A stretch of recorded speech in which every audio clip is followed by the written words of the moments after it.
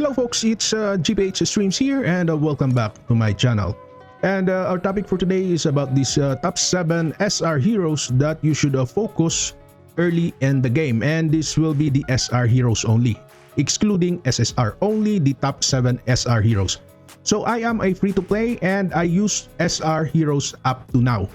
And I haven't used SR heroes here. And this Guan Yu and this hero here, Range Hero, is a free hero. So before we go into the top 7, we will check this first on this adventure. And we will go to this Mirage Abyss. So we have here number 1, this is the Demon Fortress. We have also this Chaos Realm, the Shadow Cliff, and the Adversity Abyss. So the most important game modes here for beginners would be this Demon Fortress and this Shadow Cliff. In which if we will check this Demon Fortress, you will reward preview, just click this and you will see these gears here. So gears are very important. So if you will get this legendary gear here, the better. And you should progress more on this game mode, on the Demon Fortress. Next, we have here the Chaos Realm. So in this Chaos Realm, we have the rewards here, which are these chips. So these chips here can be used by all of your heroes, depending on the class of your heroes. And we have also here the Shadow Cliff, in which if you will check here, we have here the accessories gears of your heroes. And on this Adversity Abyss, we can get here some of these ores. On this Demon Fortress, we need a single target here. If you will check it here, you will see these are single target. This one, this one, this one, and we need a single target dragon. On this Chaos Realm, we need here AoE units. So Maya is an AoE, also this Bobo here is an AoE, and this Mage and also Quasimodo is an AoE, and take a look at that, always based on the dragon. So the dragon is an AoE.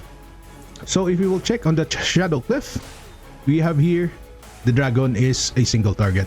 So we have here, okay, Hortis, Shuri, and these are single target heroes except for this Guan Yu, which is an AoE hero. So Guan Yu can be also used here.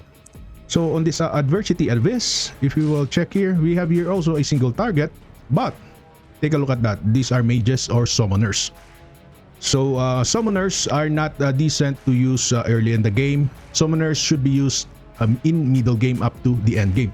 So this Demon Fortress and Shadow Cliff requires single target heroes. We can easily conclude that we should build a single target heroes first.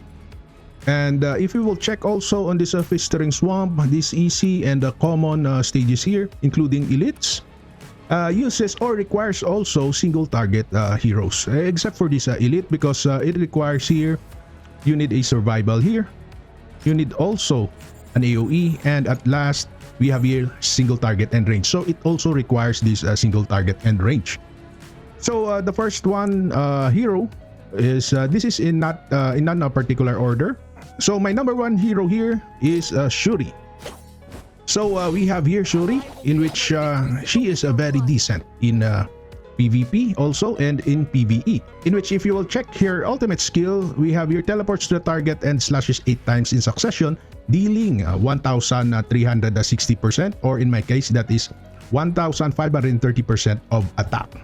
That is a very devastating. So my next favorite hero here is Hortis, in which if you will check the ultimate skill of Hortis, selects a target to perform an enhanced slash dealing. This is 880% on my end of attack. For every 1 stack of Scar on the enemy, it increases damage by an extra of 5%. We have here also this active skill, in which within 1 second after entering the battle, maintains a low aggro state immediately and dashes to the farthest enemy. And if you will check here at this Scar, it increases the bleeding damage to 6% attack per second. So next, we need some AoE heroes, guys, and this will be Maya. Actually, Maya is a very decent hero, especially in PvE and also in dungeons, in which if you will check the ultimate skill, launches magic feathers mid-air and continues to channel them to attack the selected target, dealing 130% of attack to all enemies in range per second. So this is channeling. So that is a 130 times 5 and deals up to 650% of attack. So in my end, I have here 165 That is 165 times 5. So that is called the channeling. So next, of course, we need another AoE hero here, but this is in a straight line, and this would be Quasimodo. So Quasimodo is a mage hero and a very decent hero to use too. In which, if you will check here, this is the fireball thrower, and selects an area to deal 600% of attack, and on my end, I have here 750% of attack. And guys, this fireball thrower here is very effective on enemies that have shields. I really love this. And next, we have here the Burning Arrow, in which increases damage up to 160%. And of course, the passive skill called the Flame Tracking Ultimate will also inflict Flame Mark on the target. Flame Mark decreasing the healing received by 20% and dealing 20% of attack to burned damage for 3 seconds. This is very devastating. So next, of course, we need a tank. And that would be Dan. So we have Dan. Dan is a very tanky shielding hero. So his ultimate skills gains a taunt for 2 seconds, and meanwhile gains a shield equal to 70% of armor for every enemy hit. So reaching the maximum after hitting 6 enemies and absorbing damage up to 420% of armor, and shields last for 5 seconds. So I would suggest, if you want to build Dan, use gears that has an armor or defense. So next, we have here this Wild Winds blessing, which after Dan enters the battlefield, increases his own armor by another 50%. If you love a crowd control tank, this Warren is very decent to use too, and I am using this Warren. So he is a very devastating tank to use, especially in PvP, in which if you will check, select a rectangular area to perform a charge dash while swinging the fist, and deals damage on my end up to 280% of attack.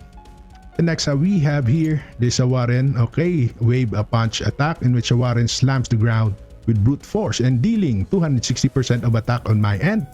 We have here also the wave punch mocking, in which Warren pounds his chest and taunts nearby enemies within the large area for 2 seconds, and they gains a shield. Actually, Warren is also the same with Dan, but with a different purpose, in which gains a shield equal to 140% of attack. So Warren is an attack based, while Dan is a defense or armor based. And on my end, it increases maximum damage absorbed by shield to 175% of attack. Next, we have here, of course, we need a vanguard here. That would be Natalie. So Natalie is decent to use too in that in some game modes, in which, if you will check here, this Thunder Realm, this Natalie leaps into the air and wields the power of Thunder Strike to the area, dealing 240 up to 240% of attack plus 240% of armor damage to all enemies within a medium range, and inflict a vertigo for 5 seconds. So actually, this vertigo is a stun. So at my end, it increases damage up to then 50% of attack plus 350% of armor. So you should build Natalie armor based and attack based. So next, we have also here our support hero, and this is a debuffer hero. This is Jerry. So this is the best thing about Jerry, because Jerry has an armor reduction. Take a look at that. Increases the enemy's armor reduction by 25%, and also it deals 400% of attack damage and decreased enemy's armor. So this is a very, very devastating, especially to crowd enemies, in which you can pair this with mage and AoE heroes. I really love this. And we have also here explosive trick, in which Jerry's increases damage up to 280%. We have here also this ball acrobatics, in which Jerry displays his circus tricks, in which it deals damage equal to 270% of attack. We have here also the passive skill, in which initial energy that is added by 40, and tenacity up to 150. And next, we have here the master trickster, in which when entering the battle, Jerry immediately gains 150 of energy, and in my case, this is 200. So those were the 7 best heroes. So actually it's 8, but you can select between Warren and Dan here. So guys, that's it. Thank you for watching, and until then, see you next time. Bye bye.